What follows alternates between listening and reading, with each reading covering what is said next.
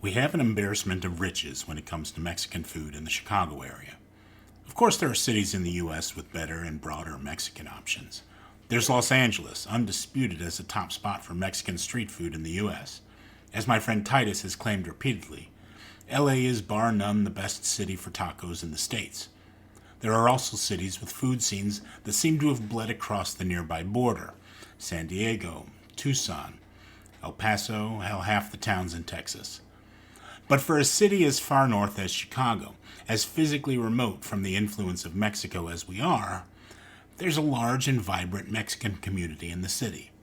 Something like 20% of the residents of Chicago can claim some Mexican heritage, and you can find Mexican food everywhere, from the tamale stands dotting side streets across the city, to the supermercado taquerias in every neighborhood, to the birrerias across the south and west sides, to the upscale eateries and marisquerias in River North and Lincoln Square and Pilsen and wherever else people have appetites and money to spend.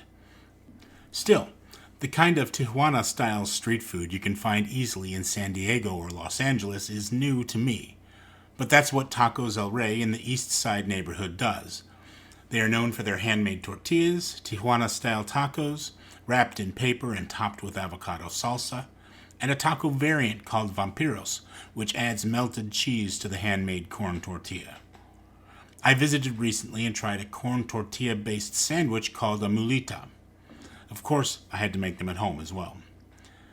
Mulitas are similar to quesadillas, but where a quesadilla uses a folded-over flour tortilla, Mulitas use two corn tortillas surrounding melted cheese, fillings like carne asada, carnitas, al pastor, shrimp, or chorizo, Tijuana's signature thin guacamole or avocado salsa, and other add-ons like onions and cilantro or grilled onions and peppers like I used.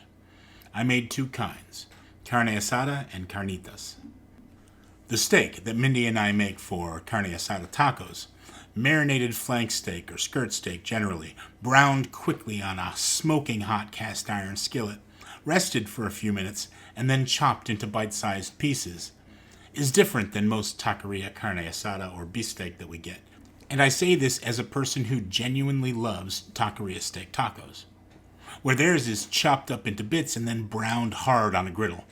Ours is steak treated as steak, still pink inside, dripping with juice that mixes with the guacamole and salsa roja to make a new sauce of its own.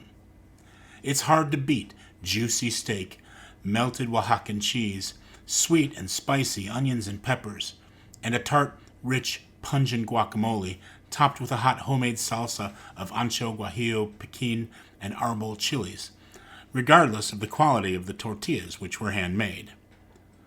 But the carnitas mulitas were, if anything, better yet, and for more reasons than how fun it is to say carnitas mulitas. Carnitas are essentially a pork confit, featuring chunks of dry-brined pork butt roast, slow-cooked in lard, with spices and citrus and condensed milk and Mexican Coke until all the seasonings disintegrate and the pork shreds at one's touch. It's crisp on the edges but tender within, fatty and salty and full of flavor.